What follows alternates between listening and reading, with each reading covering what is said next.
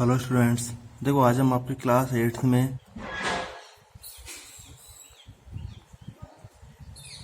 जो हमने प्रॉपर्टी आपकी चल रही थी उसके आगे पढ़ते हैं। ठीक है, फर्स्ट प्रॉपर्टी आपकी हो गई थी क्लोजर प्रॉपर्टी। क्लोजर प्रॉपर्टी का एक बार दोबारा से रिवीजन करा देता हूँ कि क्लोजर प्रॉपर्टी को आपको एज इट इज ऐसे समझना है कि कोई भी नंबर्स, कोई भी रेशनल नंबर्स का अगर हम एडिशन करें, मल्टीप्लाई करें, सब्ट्रैक्शन करें, डिवाइड करें, अगर वो रेशनल नंबर ही आता है आपका तो वो क्लोजर प्रॉपर्टी है। वहाँ आपने देखा था।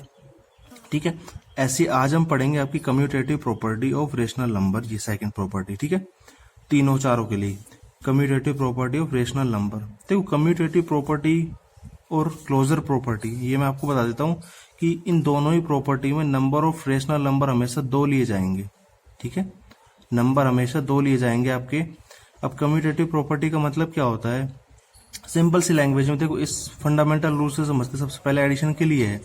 एडिशन में क्या होता है, कम्यूटेटिव प्रॉपर्टी का मतलब सिर्फ ये होता है कि अगर कोई भी दो रेशनल नंबर आपने लिए, मान लीजिए, ठीक है, उनका आपने एडिशन करा, जैसे a प्लस बी और b प्लस ए की फॉर्म में। ठीक है, अगर उनका एडिशन इक्वल ही आता है तो आपका क्या हो जाएगा, कम्यूटेटिव प्रॉपर्टी को सेटिस्फाई करेगी। जैसे दो नंबर दे दिए, मान लीजिए आपको 3/5 प्लस एडिशन करना है तो प्लस का साइन आएगा, और दूसरा नंबर दे दिया -1/5। ऐसे ही मान लीजिए इनका एडिशन जैसा हमने करा, ये 5 LCM आया आपका, ठीक है, दोनों का, तो यहाँ 5 LCM आ गया तो 3 ऊपर प्लस -1 ये आ गया।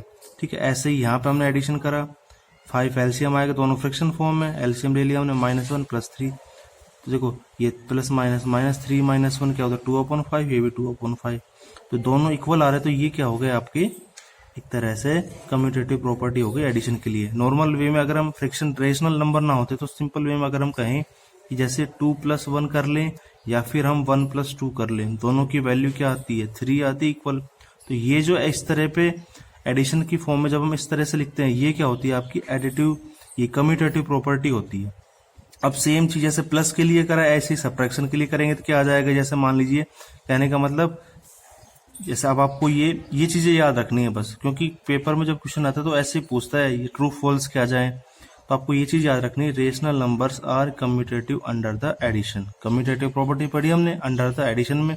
ऐसे अब सब्ट्रैक्शन में पढ़ेंगे तो वही चीज आपको ये करनी है। अब हमें ये देखना है कि ये आपस में इक्वल, अगर इक्वल आ जाता है तो सब्ट्रैक्शन कर देंगे। तो हमने देखा, जैसे मान लीजिए दो नंबर लिए आपके 2/5 -4/7, ठीक है, इनका एलसीएम लिया 35 आएगा। एलसीएम बताया था एलसीएम लेना भी, कि अगर नॉर्मल डिजिट रहती है तो आप उनके टेबल में देख लिया करो कौन सी कॉमन डिजिट है, वही उनका एलसीएम हो जाएगा। अब एलसीएम लेने के बाद हमने यहाँ एलसीएम आगे ओपन करा, 5 देखो डिनोमिनेटर से डिवाइड करेंगे एलसीएम को, 5 का डिवाइड 35 में किया 7 आएगा, 7 का 2 से मल्टीप्लाई 14, ऐसे ये आ गया। तो इसकी वैल्यू ये आई आपकी -6/35। अब ऐसे अगर इनका ऑर्डर हम चेंज कर दें, इन दोनों डिजिट को आगे पीछे कर दें, तो अगर उनकी वैल्यू भी -6/35 आ जाती तब तो ये सेटिस्फाई हो जाता। तो हमने देखा यहाँ पे दोनों डिजिट को चेंज कर दिया सब्ट्रैक्शन में, ठीक है, 35 एलसीएम आया, लेकिन यहाँ पे क्या आया आपका 6/35। तो देखो ये तो आया है आपका -6/35 और ये आया आपको 6/35, तो ये दोनों आपस में इक्वल नहीं है। इक्वल नहीं है तो हम कह देंगे rational numbers are not commutative under the subtraction.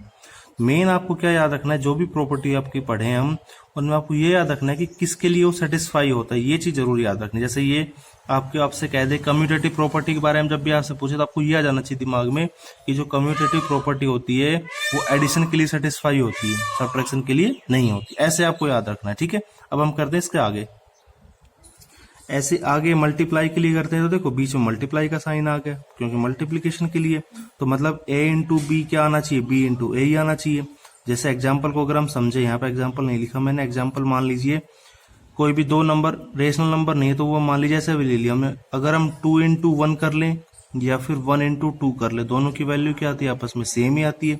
ऐसी कोई भी रेशनल नंबर ले लें हम, चाहे हम 3/4 और 4/3 का मल्टीप्लाई कर लें, या फिर 4/3 या 3/4 का, मतलब दोनों डिजिट का ऑर्डर चेंज करते, पहले ये आगे ले लिया अब ये आगे ले ली, दोनों को मल्टीप्लाई कैसा आएगा, सेम ही आएगा दोनों को मल्टीप्लाई, तो वो क्या हो जाता है आपका rational numbers are commutative under the multiplication. ठीक है, ऐसे डिवीजन के लिए जब हम करेंगे तो उनके बीच में डिवाइड का साइन आ जाएगा। तो कोई भी दो डिजिट का डिवाइड आपस में इक्वल आना चाहिए, अगर इनका ऑर्डर भी हम चेंज कर दें। तो जैसे हमने सबसे पहले ये देखा, सबसे पहले हमने 7/3 को डिवाइड किया 14/5 से, तो आपको पता डिवाइड में का साइन किस में चेंज हो जाता है, मल्टीप्लाई में, और जो फ्रिक्शन फॉर्म होती है वो रेसिप्रोकल हो जाती है, मतलब न्यूमरेटर डिनोमिनेटर बन जाता है, डिनोमिनेटर न्यूमरेटर बन जाता है। तो हमने देखो 14/5 को क्या लिख दिया, 5/14 लिख दिया। अब ये कैंसिल तो हो नहीं सकते, तो इनका मल्टीप्लाई किया तो ये आया। अब अगर हम डिजिट का इनका आपस में चेंज कर दे, जैसे हमने ये चेंज कर दिया, पहले इसको इससे डिवाइड करा था, अब इसको हमने इससे डिवाइड कर दिया, तो डिजिट चेंज कर दिया, तो यहाँ पे अब जो वैल्यू आई है वही देखो डिवाइड की जगह मल्टीप्लाई का साइन, 7/3 को 3/7 लिख दिया। अब हमने जब यहाँ पे मल्टीप्लाई किया इनका, यहाँ वैल्यू आई तो हमारी आई है 42/35। अब ये दोनों वैल्यू आपस में इक्वल है, बिल्कुल भी इक्वल नहीं है, तो इसलिए हम कह देंगे ये प्रॉपर्टी उसने सेटिस्फाई नहीं करी, तो rational numbers are not commutative under division, ये आपका आ गया। ठीक है, तो ये आपकी सेकंड प्रॉपर्टी हो गई। अब हम पढ़ते हैं इसकी थर्ड प्रॉपर्टी, जिसका नाम है एसोसिएटिव प्रॉपर्टी। ठीक है, एसोसिएटिव क्या होता है देखो हम समझते हैं। सबसे पहले देखो, अब एसोसिएटिव प्रॉपर्टी जब भी आपकी आएगी तो आप याद रख लेना, जैसे क्लोजर में और कम्यूटेटिव प्रॉपर्टी जब आप पढ़ रहे थे उनमें तो नंबर ऑफ टर्म हमेशा कितनी ली जाती है, 2 ली जाती है, लेकिन एसोसिएटिव प्रॉपर्टी में number of term, number of digit हम कितनी लेंगे, 3 डिजिट लेंगे, मतलब 3 रेशनल नंबर्स का। तो प्रॉपर्टी जो होती है वो सिर्फ अब की बार मैंने इसमें सिर्फ जिनके लिए सेटिस्फाई होती है आपको वही याद रखना है। तो जैसे एसोसिएटिव प्रॉपर्टी जो होती है वो सिर्फ एडिशन के लिए होती है और मल्टीप्लिकेशन के लिए होती है, सब्ट्रैक्शन और डिवाइड के लिए नहीं होती, इसलिए मैंने उनको नहीं लिखा। फॉर्मूला क्या होता है देखो, मल्टीप्लाई के लिए जब 3 डिजिट होती है तो जो बस ब्रैकेट का डिफरेंस रहता है कि पहले तो जो ब्रैकेट लगता है वो लास्ट डिजिट 2 डिजिट के ऊपर लगता है, और जब चेंज हो जाता है तो फर्स्ट 2 डिजिट हो जाता है, बस वो लास्ट डिजिट इक्वल बच जाती है। ऐसे ही मल्टीप्लाई में हो जाता है, बस एडिशन की जगह मल्टीप्लाई का साइन आ गया। एक प्रॉपर्टी आप याद रख लो, उसकी सेकंड आपकी एडिशन में हो चाहे मल्टीप्लिकेशन से डिवाइड में हो चाहे सब्ट्रैक्शन में, किसी में भी हो वो अपना आप याद हो जाती है, बस साइन क्या होता है चेंज होता है। अब जैसे इनके एग्जाम्पल मैंने यहाँ नहीं लिखे, मैं एग्जाम्पल आपको यहाँ करके दिखाता हूँ इनके।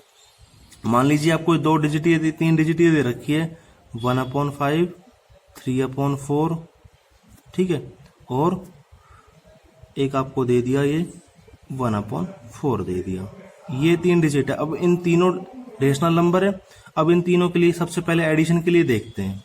ठीक है, एडिशन के लिए मान लीजिए अब कैसे लिखेंगे, फर्स्ट डिजिट आपकी सबसे अलग आ गई मान लीजिए, अब जो लास्ट 2 डिजिट है इनके ऊपर ब्रैकेट आ गया 3/4 और 1/4।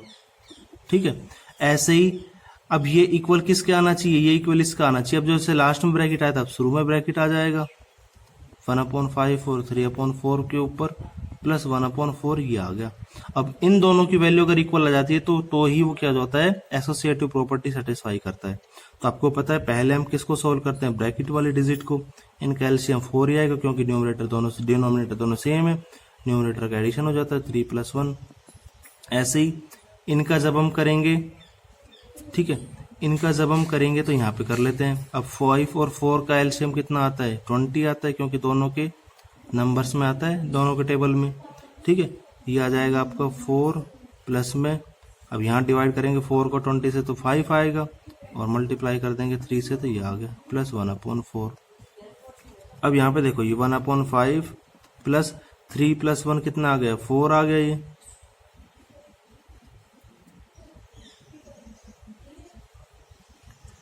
4 आ गया ये। ठीक है, तो 4/4। ऐसे यहाँ पे अगर हम बात करें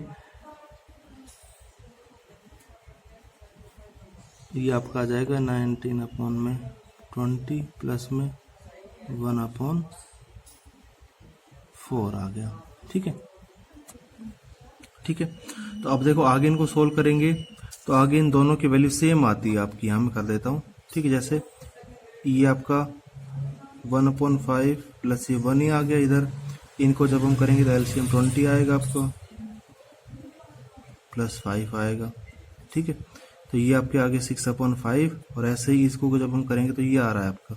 अब देखो इसका सिंपलेस्ट फॉर्म निकालते हैं तो दोनों के आगे दोनों आपस में इक्वल आ गए, तो ऐसे ही ये एडिशन की प्रॉपर्टी सेटिस्फाई हुई। मल्टीप्लाई करेंगे नहीं तो इनके बीच में मल्टीप्लाई का साइन आ जाएगा बस। तो ये आपकी होती है एसोसिएटिव प्रॉपर्टी। ठीक है, अब हम करते हैं आगे इसकी अब देखो लास्ट में बस इनकी एक प्रॉपर्टी बड़ी आएगी, बाकी अब सारी स्टेटमेंट वाली प्रॉपर्टी, मतलब सिर्फ उनमें आपको उनकी 2-2 लाइन के स्टेटमेंट याद रखने हैं तो वो प्रॉपर्टी सारी हो जाएगी। जैसे अगली प्रॉपर्टी आती है आपकी एडिटिव इनवर्स। ठीक है, एडिटिव इनवर्स। एडिटिव इनवर्स का मतलब क्या होता है? देखो पहली बात यहाँ पे हम पढ़ रहे हैं, अभी तो हम पढ़ रहे हैं एडिटिव इनवर्स के। अब इसके बाद इसकी प्रॉपर्टी आएगी मल्टीप्लिकेटिव इनवर्स की। ठीक है, तो यहाँ पे इनवर्स का मतलब आपको समझना है कि इनवर्स का मतलब क्या होता है। बस देखो, इनवर्स का मतलब एडिशन में क्या होगा कि मतलब अगर हम कोई भी दो रेशनल नंबर का एडिशन करें और उनकी वैल्यू, उनका आंसर कितना आ जाए, 0 आ जाए, तो वो हो जाता है आपका एडिटिव इनवर्स। ठीक है, यही आपको लिख रखा है कि if we added two rational numbers and obtain the sum as 0, लिख रखा है ना कि उनका दोनों का सम कितना है, 0 आए, then each of rational number called क्या हो जाता है, एडिटिव इनवर्स हो जाता है। मतलब सिंपल सी बात देखो ये है, अगर हम 2/3 को ऐड करें -2/3 से, तो दोनों की वैल्यू क्या आएगी, आपस में 0 आएगी, सेम आएगी। तो सिर्फ आपको ये समझ में, क्वेश्चन जो आता है वो ऐसे आते हैं, आपसे पूछेगा मान लीजिए कि -1/3 का एडिटिव इनवर्स क्या होगा, तो आपको पता है -1/3 का क्या होगा। सिंपल सा आपको ऐसे याद रखना है कि जो भी आपको डिजिट दे उसका अपोजिट साइन ले लेना है एडिटिव इनवर्स में। जैसे -1/3 का क्या हो जाएगा, 1/3, क्योंकि इन दोनों का सम जब हम करेंगे तभी उसकी वैल्यू क्या आती है, 0 आती है। ठीक है, ऐसे ही 3 का आपसे पूछ ले तो क्या हो जाएगा, -3 हो जाएगा एडिटिव इनवर्स। और आपसे अगर पूछ ले तो -3 का एडिटिव इनवर्स क्या होगा, तो क्या हो जाएगा, 3 हो जाएगा। बस साइन आपको चेंज करना रहता है, अपोजिट साइन वाली डिजिट लेनी रहती है वही, तो वो क्या हो जाता है, उसका एडिटिव इनवर्स हो जाता है।